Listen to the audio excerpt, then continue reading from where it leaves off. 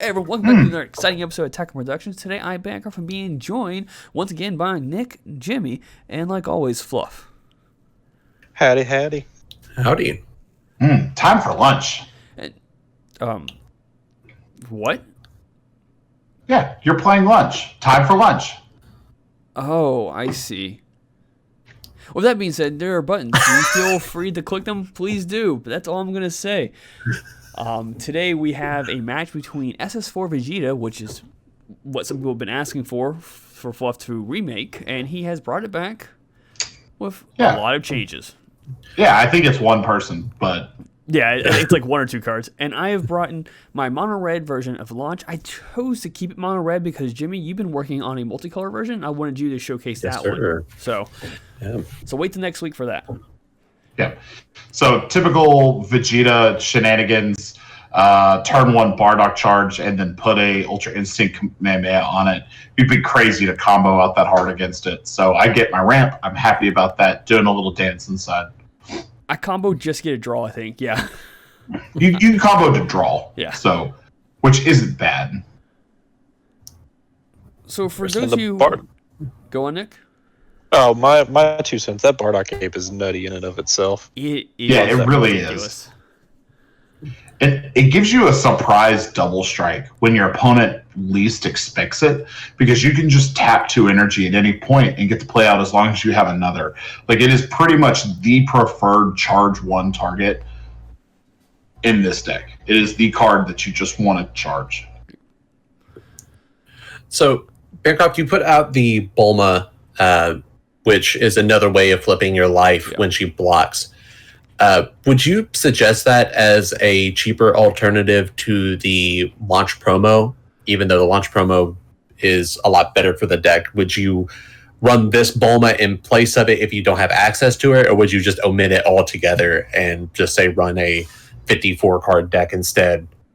I think I would go up for sure. I love this Bulma for 2 reasons. Reason 1, it not only does it set your life for yourself, but it's a blocker. And with launch, Bandai has a great way of doing red Earthling cards 5k to 10k. But granted, they draw a lot, which is the bright side for them. But without the that air conditioning's running. But without the without that blocker, Bluff reporting from a hurricane. It's like right there. I can't help it. But having a blocker helps out a lot when it comes to that push. Like, for example, Fluff he attacked with his leader. I'm like, cool, blocker. And he's like, fuck. And he tried to pull the whole Jimmy thing. You didn't say that. I'm like, I read the card out loud. I asked him what to do, and he started with the activate main, and then he went over the +1. He didn't say a word about it being a blocker. But Bancroft's really good at that, where you ask what a card does, and then he omits the most important part of the card. Don't know what you're talking about. I swear to God, and I don't tune Bancroft out often, but I'm pretty sure this wasn't one of those instances. Look, I have the recording. If Bancroft, if you go, hey, Bancroft, what does that card do? And he goes, it doesn't do much. That's the best card in the entire game, and you need to get rid of it. That's how you play against Bancroft. Yeah, I think Bancroft just needs to pause the video and play the feedback from the people at home. I may just do that. So, I chose to pay for Baba. It gave launch to 10k, like an extra 5k, and then I comboed with it and got 2 draws off it, which isn't a bad thing to do. Since I'm not seeing my launches at all to combo with right now, or my 1-drop Bulmas. So here comes the Bardock play out, and you did Yamcha to reduce it to a 5k, which I'm pretty okay with. I don't feel like I'm in trouble at all. Especially since I'm going to send it into your Unison, which is going to do what I want it to do anyway. Unless I Mafuba it. And then you Mafuba it, and then I no longer fear it getting nicked. So I'm okay with the disrespect of any Mafuba. True be told, in that moment, I was like, dang it, I wish I didn't charge after image. I was perfectly fine with him wasting the Mafuba, knowing that was one less Mafuba that I'd have to worry about on the go-home turn, assuming I can get to that point. Because he is very insistently using the blocker to protect against my Vegeta, so I was like, screw it, I'm going to use a super combo to kill his Unison so I can get in with lead. Yeah. which surprised the crap out of me. I was like, what? But it works, a 1K unison. And earlier, just make sure everyone's aware of it. Since Bardock came in with a skill, I did Yamcha during the second counter timing window. Yep. Yeah. And I know that I'm going to lose the Zeno, and I'm not going to get the super combo effect. But I feel like if it lets me get in with my lead and ramp a charge or ramp an energy, I'm completely fine. So, there I charge 2 at the end, 1 for leader dealing damage, and then 1 for the Bardock being played. Yeah. And the Bardock stands itself to active mode, which is completely irrelevant with Mafuba on top of it, but it does happen. Should be told, actually would have restood. Yeah, because it's a skill that it activates when it's played. That's right. Okay, cool.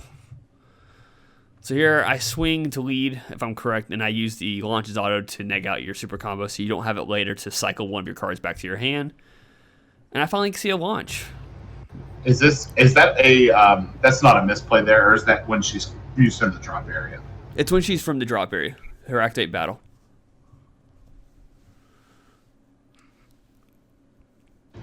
Yeah, this Goku made me play kind of weird. It actually is pretty good, and I could see a launch strategy centered around him and Bardock the Resolute, putting through a ton of pressure with those 2 cards in tandem, and then maybe running a red-green Piccolo that would swing, deal a life. If your opponent didn't want to deal with the double strike, they'd have to take another life from the Goku, which would let you play the Bardock. It seems good. I was a really big fan of that Goku card, and I've been trying to figure out a way to kind of shoehorn it into my tricolor variant of the deck. But the one issue that I have with the card is that the SPR artwork, he looks fat as shit, bro. He got like that baby fat on him. It's old Dragon Ball art, that's why. Yeah, like very early Toriyama art. Yeah, like it's really odd to see because I'm so used to this like new style of art. Like I don't play cards because they got chubby cheeks on them. Yeah, exactly, bro. It's fucked up. I mean, not to fat shame Goku, but damn, bro, that boy thick. So here I get my Bardock back finally, and I charge another Bardock in case I see another one, and then I can put another one on the field. That's probably the one negative to that combo is you really only get to play 2 Bardocks in any given game, and you have to see all 4 in a game to get 2 out. But if somehow the one gets sent back to my hand by unison effect or some other effect, I have a Bardock and energy to go off of. And at this point, I'm at 6 energy, and I'm feeling in that safe space. I'm not completely safe, but I feel more in control at this point. So, Fluff, here's a question with blue specifically. How important is removal to blue and specifically SS4 Vegeta? I think it's match dependent, right? So it runs enough counters that if there is something coming down the pipeline that I just don't think that I can deal with, I have the ability to deal with it. So removal in general is not too much of an issue. There are some cards that have deflect that I might have some trouble with, but that's why I run the Zeno Unison, because I can just tap 5, blow up the field, and feel okay about it at the end of the day.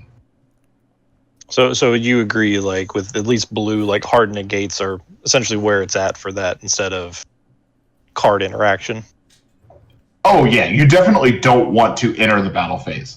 Like I mentioned in the last video, decks want to do one of 2 things. That either want to deny access to battle or combo steps, or they want to punish during the combo step.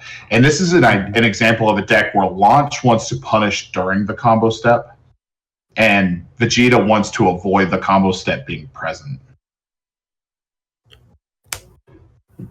So there, I just paid 5 on the hit to get the Goku off the field so I could adequately defend myself. And if Bancroft felt the need to tap 3 to play him again, I was okay with having to counterplay it or deal with it another way. So that was why I tapped 5 for the hit there, which is another unexpected move. I mean, hit is expensive for 5, but it puts an applicable card on the field, I'm okay with swinging with the lead to try to get my energy ramp and having to discard 2 for Topo. I feel okay in that moment doing so. I think that's one of the privileges that SS4 Vegeta has over pretty much every other deck in the format, is that you can just spend 5 energy on a card like that. Yeah. And that would be a normal turn. Spend 5 energy for a single removal spell.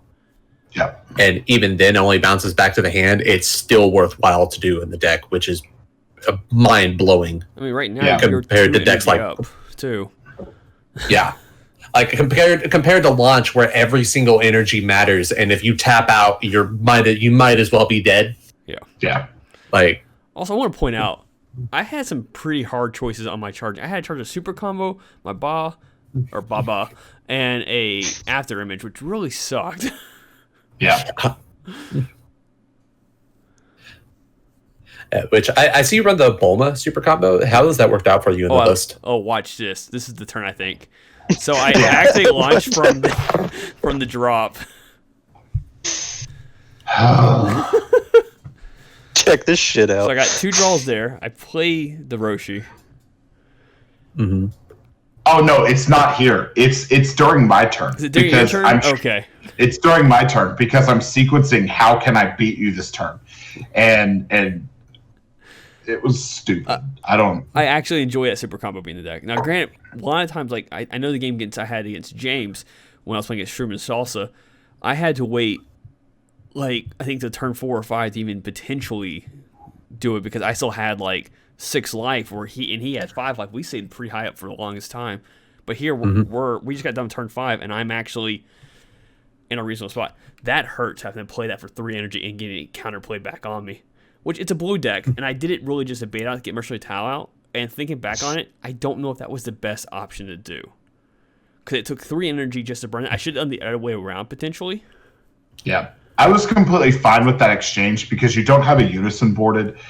And I know that if you have a unison and you tap 1, you're tapping out to activate and make that counterplay live.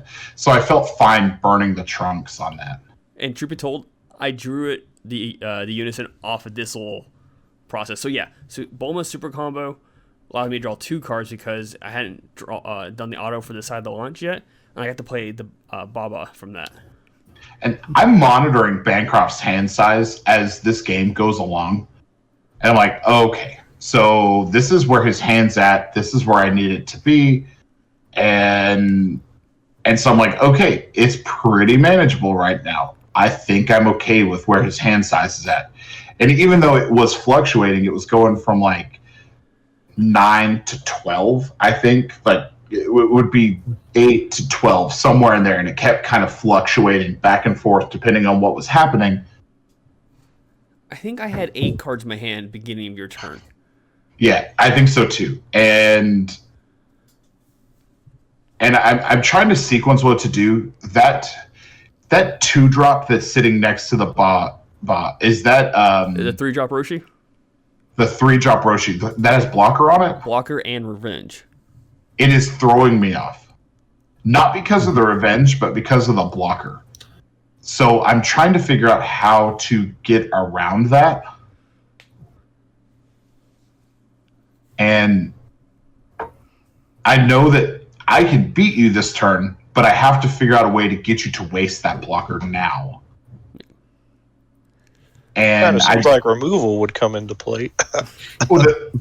Not wanting to tap energy, right? So real quick, go over. We fixed it real quick. I'm like, wait, didn't you? Because you looked up on your phone for the actual correction, and you found someone had put a correction somewhere, and it was the wrong way. I'm like, hang on, here's the card. Yeah. So the corrected.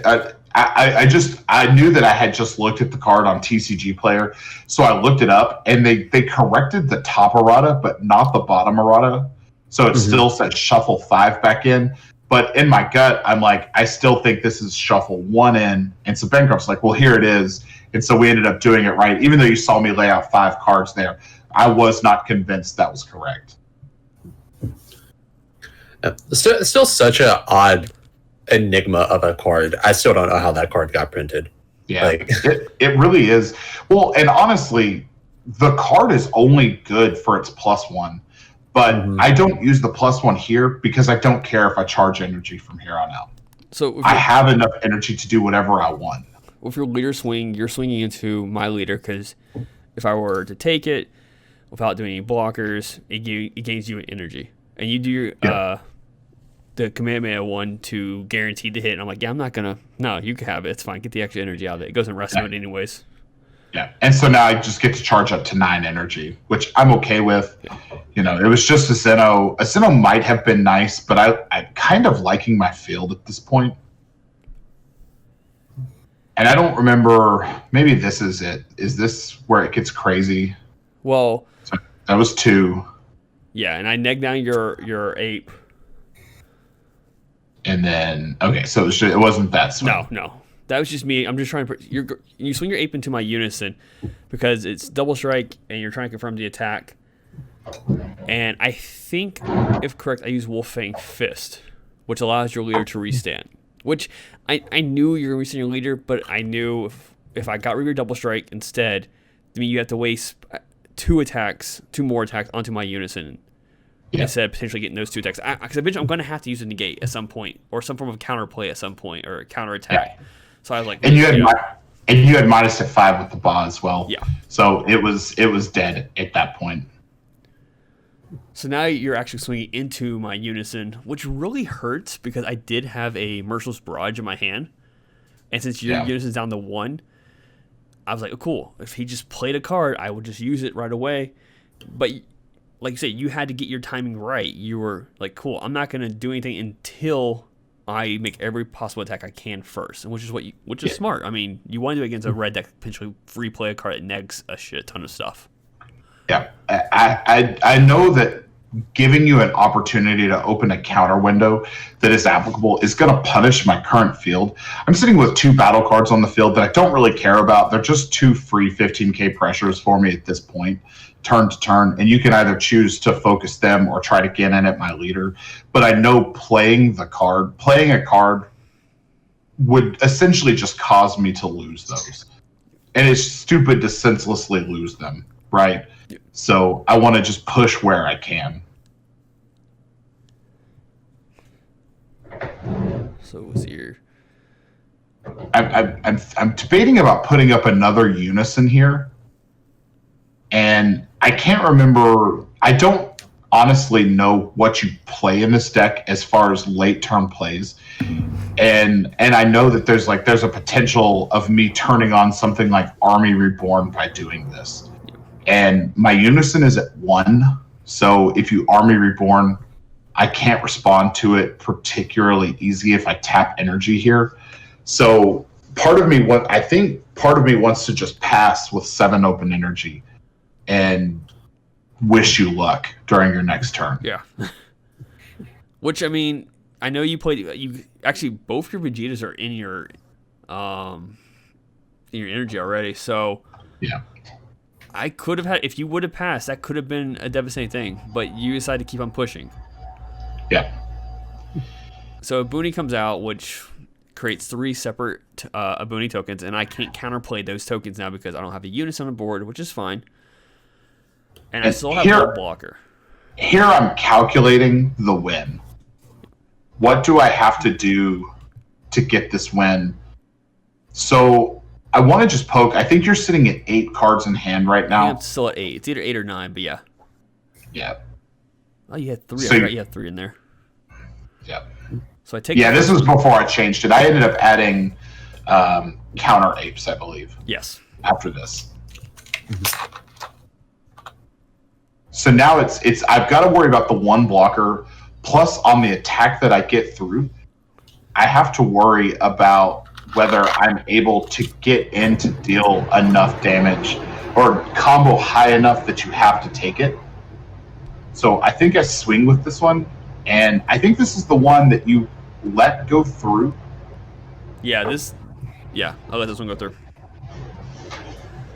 And I think I just combo 1 on this to just pressure your hand, if I'm not mistaken.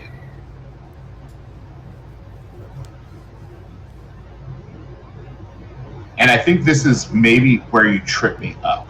I don't know what you were checking my drop area for. So you had put back. I was making sure what super combos were in your drop because you put one back into your deck, and I'm like, he could have drawn into it, and I'm trying to factor if you draw into your super combo, it gets really tricky for me to hold up my defense because you had almost as many cards I had in my hand with 3 open energy still.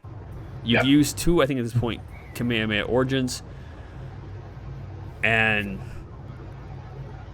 you put one unit. You both. I think all 3 of your super combos were in there, but the one. I think that's what I was trying to figure out. Yep. I'm debating. I decided to not go in on this token, and I believe this is where. This is the turn. This is the turn that I go, fuck. I really should have done that then and there. I think. Yeah. Because I feel like I lost the opportunity to close the game out here. I believe this is where you just start drawing a ton into your hand. So far, this is it. So from that alone, I drew 1 from the flip, 2 from the super combo, 1 for the Bulma. So that's only 4 cards. But I have done 6 cards before, and 1 defensive or offensive step. Yep. So here's an interesting rolling question. That was a misplay, though. How? You can only play a battle card on your turn.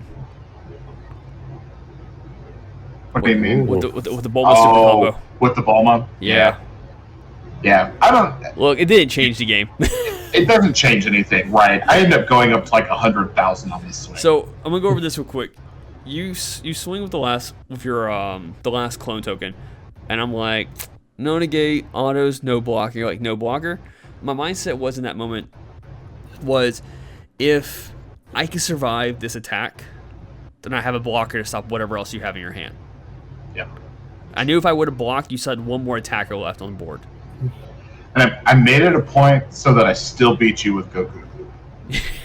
You went to 100,000. So like I said, that misplay didn't change anything. I didn't have enough combo power to finish it off. But hey, we caught it. I just want to point that out. Yeah. That is one of those instances where a well-timed Abuni can just close the game. And I talked about that in the deck profile. That like a well-timed, intelligently played Abuni is oftentimes enough to just snag the game out.